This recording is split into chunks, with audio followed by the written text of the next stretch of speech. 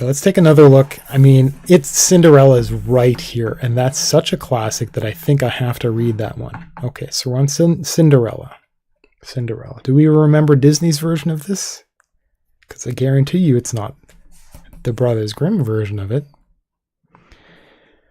The wife of a rich man fell ill, and when she felt that she was nearing her end, she called her only daughter to her bedside and said, "Dear child, continue devout and good. Then God will always help you, and I will look down upon you from heaven and watch over you." So the wife of a rich man has one daughter. We don't know if she has sons, though. So she might have brothers. Thereupon, she closed her eyes and breathed her last. So she died. The maiden went to her mother's grave every day and wept, and she continued to be devout and good. When the winter came, the snow spread a white covering on the grave, and when the sun of spring had unveiled it again, the husband took another wife.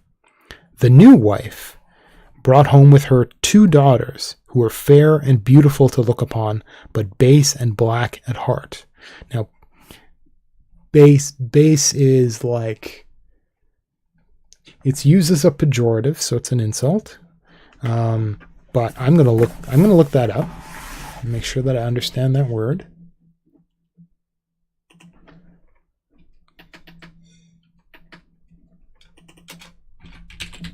Base.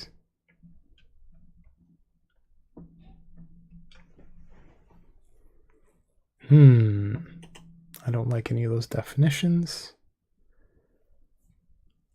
These are not correct. Why does the offering tootle? That's cool.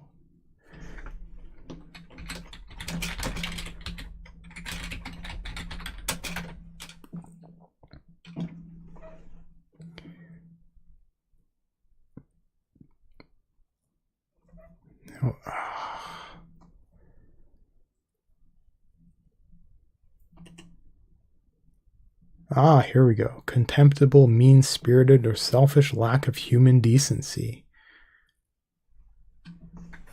Interesting. Selfish lack of human decency. That's a good way of describing this. Okay. Where was I? 2 daughters. So she's going to have 2 stepsisters who were fair and beautiful, but base and black at heart. So they were selfish. They're kind of mean, right? They're kind of heartless, cold-hearted kind of thing. Then began a sad time for the unfortunate stepchild. "Is this stupid goose to sit with us in the parlor?" they said. "Whoever wants to eat bread must earn it. Go and sit with the kitchen maid." They took away her pretty clothes and made her put on an old gray frock and gave her wooden clogs. Now, clogs are a kind of shoe made of wood.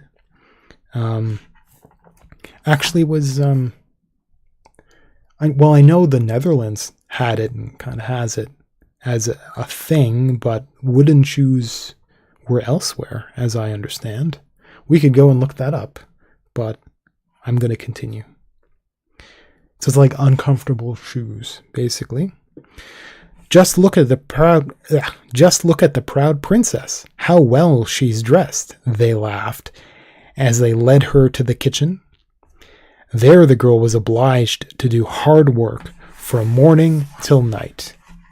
To get up at daybreak, carry water, light the fire, cook, and wash. So she was working in the kitchen now. Now, what kind of... This doesn't say what her new stepmother was like. But I suppose it's a bad stepmother who was allowing the stepsisters to grow up like that. And maybe the stepmother didn't do anything about it or didn't care. And so the little stepsister didn't get treated right. That's why. Where is her father, her proper father? I don't know. That's not a very good father, is it? So she's working in the kitchen, uncomfortably. Not content with that, the sisters inflicted on her every vexation they could think of. They were mean. They made fun of her and tossed the peas and lentils among the ashes, so that she had to sit down and pick them out again. Why? What's wrong with having peas and lentils in the ashes? I guess maybe if the fire was lit again, they would smoke. And I guess maybe they don't clean the ashes very often. This is from fire from cooking.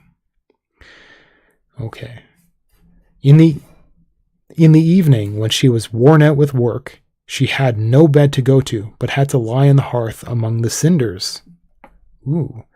And because, on account of that, she always looked dusty and dirty, they call her Cinderella. I don't understand. Cinder. Oh, so it's like I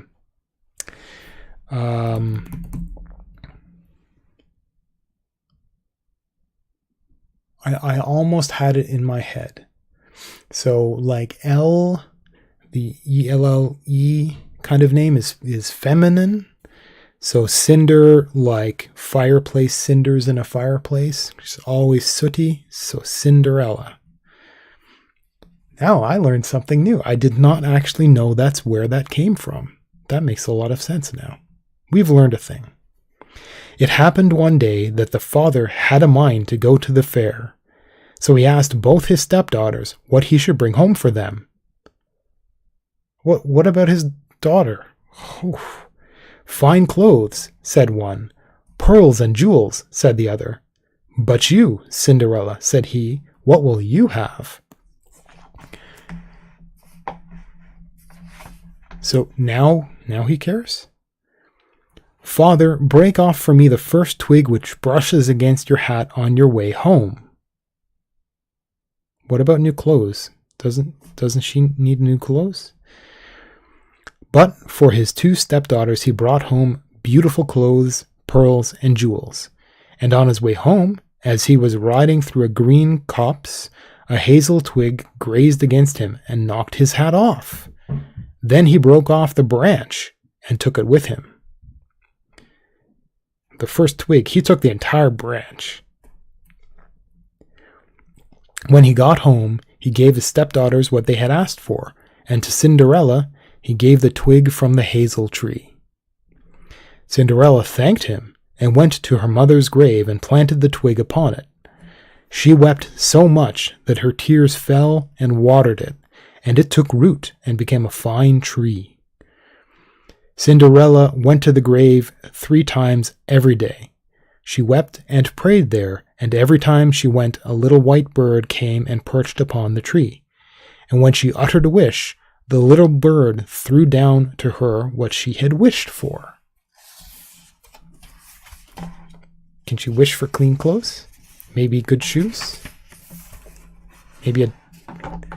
Maybe better sisters? Or a father? Now it happened that the king proclaimed a festival which was to last 3 days, and to which all the beautiful maidens of the country were invited, in order that his son might choose a bride. Not a very good idea to choose a bride based on her looks. When the 2 stepdaughters heard that they were also to be present, they were in high spirits. So everybody else knows that they're pretty too. Maybe that's why they're mean. They called Cinderella and said, "Brush our hair and clean our shoes and fasten our buckles, for we are going to the feast at the king's palace." Cinderella obeyed but wept, for she would also gladly have gone to the ball with them, and she begged her stepmother to give her leave to go. Because she's pretty too, remember? "You, Cinderella," she said, "why, you are covered with dust and dirt. You go to the festival, you have no clothes or shoes, and yet you want to go to the ball? Why doesn't her stepmother give her shoes?" As she went on asking, however, her stepmother said, "Well, I have thrown a dishful of lentils into the cinders. If you have picked them all out in 2 hours, you shall go with us." What? Her stepmother's like that too? Oh man, that's just awful. The girl went through the back door into the garden and cried, "Ye gentle doves, ye turtle doves, and all ye little birds under heaven, come and help me. The good into a dish to throw, the bad into your crops can go." I don't understand. Then 2 white doves came in by the kitchen window and were followed by the turtle doves, and finally all the little birds under heaven flocked in chirping and settled down among the ashes. And the doves gave a nod with their little heads, peck, peck, peck. And then the rest began also, peck, peck, peck, and collected all the good lentils into the dish. Scarcely had an hour passed by before they had finished and had all flown out again. Then the girl brought the dish to her stepmother, and was delighted to think that now she would be able to go to the feast with them. But she said, "No, Cinderella, you have no clothes and cannot dance. You will only be laughed at." But when she began to cry, the stepmother said, "If you can pick out 2 whole dishes of lentils from the ashes in an hour, you shall go with us." And she thought, she will never be able to do that. When her stepmother had thrown the dishes of lentils among the ashes, the girl went out through the back door and cried, "Ye gentle doves, ye turtle doves, and all ye little birds under heaven, come and help me. The good into a dish to throw, the bad into your crops can go." Okay, I get it. So she's asking the birds to go and get all the good lentils into a dish for her and take all the bad ones and throw them out into the field. Okay. Then 2 white doves came in by the kitchen window and were followed by the turtle doves and all the other little birds under heaven. And in less than an hour the whole had been picked up, and they had all flown away. Then the girl carried the dish to her stepmother and was delighted to think she would now be able to go to the ball. But she said, "It's not a bit of good. You can't go with us, for you've got no clothes and you can't dance. We should be quite ashamed of you." Thereupon she turned her back upon her and hurried off with her 2 proud daughters. As soon as everyone had left the house, Cinderella went out to her mother's grave under the hazel tree and cried, "Shiver and shake, dear little tree, gold and silver shower on me." Then the bird threw down to her a gold and silver robe and a pair of slippers embroidered with silk and silver.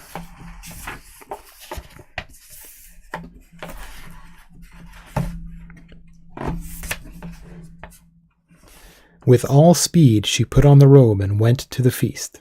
But her stepsisters and their mother did not recognize her.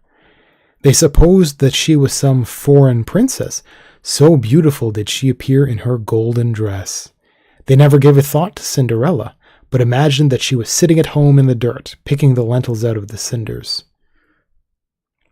The prince came up to the stranger, took her by the hand, and danced with her.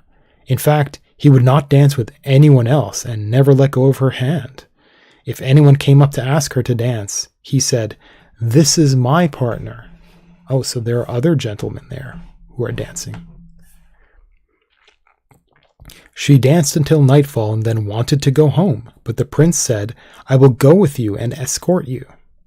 He wanted to see to whom the beautiful maiden belonged, like who her family was. But she slipped out of his way and sprang into the pigeon house? Did I miss something? Okay, so she has a gold and silver robe and a pair of slippers embroidered with silk and silver. Did she walk to the feast and dance with the prince?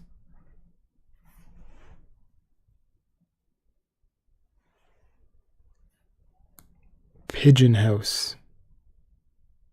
Sprang into the pigeon house. What's a pigeon house? I don't understand. Okay, let us find out.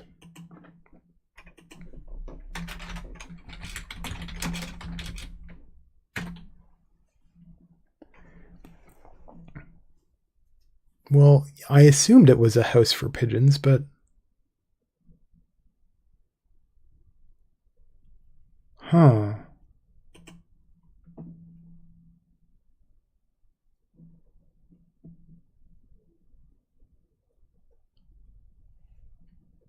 I don't understand. So it's literally... So it's literally like a birdhouse. Okay. Okay. I'm on board. I understand.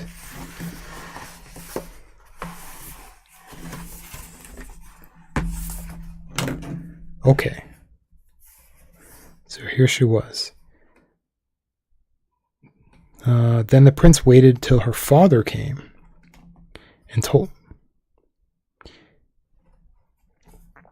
Okay, I'm confused. Okay, so they danced, and he didn't let anybody else dance with her, and he didn't let go. He wanted to see her family, essentially, escort her home, and maybe meet her family. Then the prince waited till her father came.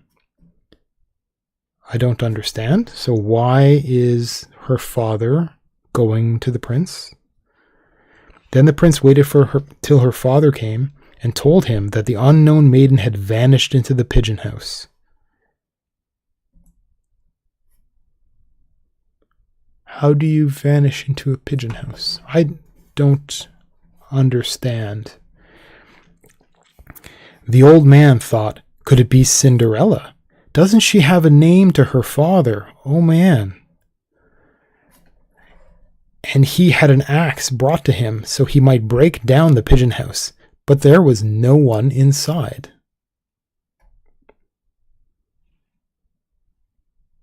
When they went home, there lay Cinderella in her dirty clothes among the cinders, and a dismal oil lamp was burning in the chimney corner, for Cinderella had quietly jumped down out of the pigeon house and run back to the hazel tree. There she had taken off her beautiful clothes and laid them on the grave, and the bird had taken them away again. Then she had settled herself among the ashes. On the hearth in her old gray frock.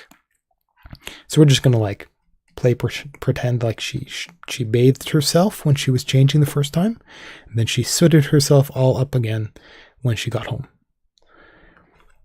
On the second day, when the festival was renewed and her parents and stepsisters had started forth again, Cinderella went to the hazel tree and said, "Shiver and shake, dear little tree, gold and silver, shower on me." Is this a long festival? Ah, okay, so the king proclaimed a festival which was to last 3 days. So this is day number 2. Day number 2. So there's like a party every night. Then the bird threw down a still more gorgeous robe than on the previous day. And when she appeared at the festival in this robe, everyone was astounded by her beauty. The king's son had waited till she came and at once took her hand, and she danced with nobody but him. When others came forward and invited her to dance, he said, "This is my partner." At nightfall she wished to leave, but the prince went after her, hoping to see into what house she went. But she sprang out into the garden behind the house. There stood a fine big tree on which the most delicious pears hung. She climbed up among the branches as nimbly as a squirrel, and the prince could not make out what had become of her. But he waited till her father came, and then said to him, "The unknown maiden has slipped away from me, and I think that she has jumped into the pear tree." The father thought, "Can it be Cinderella?" Why would he think that? And he had the axe brought to cut down the tree, but there was no one in it. When they went home and looked into the kitchen, there lay Cinderella among the cinders as usual, for she had jumped down on the other side of the tree, taken back the beautiful clothes to the bird on the hazel tree, and put on her old grey frock. On the third day, this is the last day, on the third day, when her parents and sisters had started, Cinderella went again to her mother's grave and said, "Shiver and shake, dear little tree, gold and silver shower on me." Then the bird threw down a dress which was so magnificent that no one had ever seen the like before. And the slippers were entirely of gold. When she appeared at the festival in this attire, they were all speechless with astonishment. The prince danced only with her, and if anyone else asked her to dance, he said, "This is my partner." When night fell and she wanted to leave, the prince was more desirous than ever to accompany her, but she darted away from him so quickly that he could not keep up with her. In her golden running shoes. But the prince had used a stratagem and had caused the steps to be covered with cobbler's wax. I don't know what cobbler's wax is. A cobbler is somebody who works with shoes. The consequence was that, as the maiden sprang down them, her left slipper remained sticking there. Oh, okay, so maybe this is like the kind of thing that sticks maybe the heel to the bottom of the shoe, or maybe the entire sole, the entire bottom of the shoe to the upper part of the shoe, something like that. Maybe it's a thing because they use like little nails as well. So maybe this is something else.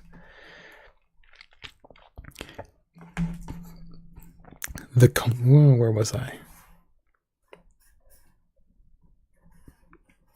The consequence was that, as the maiden sprang down them, her left slipper remained sticking there. The prince took it up.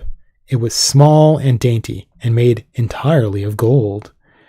The next morning he went with it to Cinderella's father, and said to him, "No other shall become my wife but she whose foot this golden slipper fits." The two sisters were delighted at that, for they both had beautiful feet. The eldest went into the room intending to try on the slipper, and her mother stood beside her. But her great toe prevented her getting it on. Her foot was too long.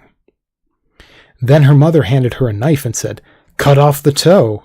When you're queen, you won't have to walk anymore." Okay. The girl cut off her toe, forcing her foot into the slipper, stifled her pain, and went out to the prince. Then he took her up on his horse as his bride and rode away with her. However, they had to pass the grave on the way, and there sat the two doves on the hazel tree and cried, "Prithee, look back, prithee, look back. There's blood on the track. The shoe is too small. At home the true bride is waiting thy call." Then he looked at her foot and saw how the blood was streaming from it.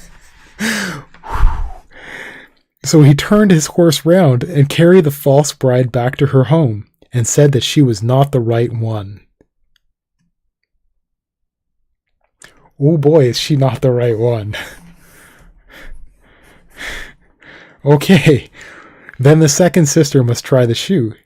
She went into the room and succeeded in getting her toes into the shoe, but her heel was too big. Maybe too wide, right? So the other one had long feet. Maybe she's got wide feet. Then her mother handed her a knife and said, "Cut a bit off your heel. When you're queen, you won't have to walk anymore." Ouch. The maiden cut a bit off her heel, forced her foot into the shoe, stifled her pain, and went out to the prince. Then he took her up on his horse as his bride and rode off with her. As they passed the grave, the two doves were sitting on the hazel tree crying, "Prithee, look back, prithee, look back. There's blood on the track. The shoe is too small. At home, the true bride is waiting thy call. He looked down at her foot and saw that it was streaming with blood, and that there were dark red spots on her stockings. Then he turned his horse and brought the false bride back to her home. This is not the right one either, he said. Have you no other daughter? Oh my, this prince is not very bright.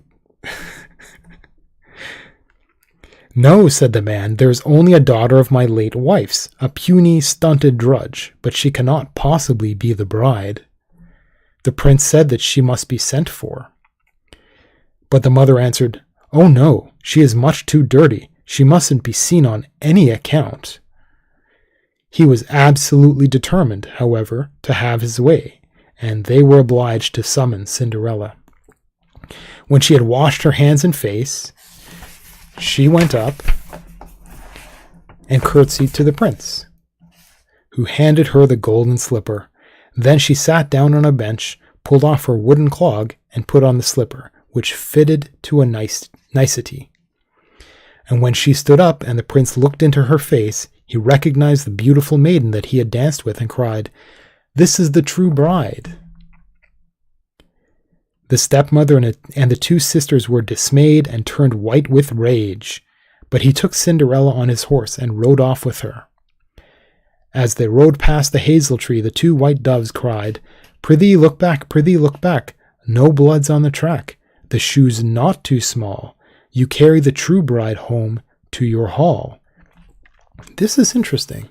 I want to point out something with this font. So notice how all of this is in italics, but notice how this is not in italics. This is kind of like reverse italics, because normally you'd say you'd have the word not be italics. So it's kind of like opposite. Everything else is italics. That's not italics. That's an interesting thing to do. Interesting.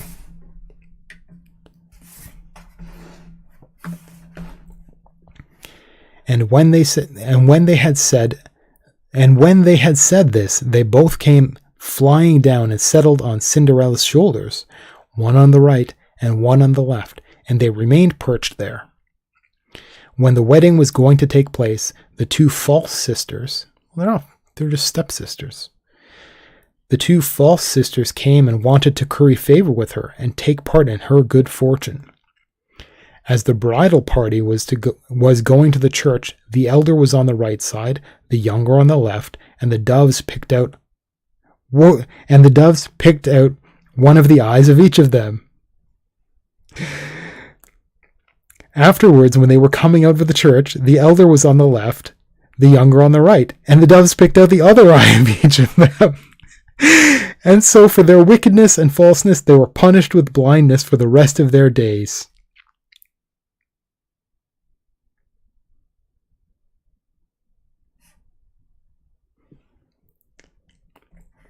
Okay.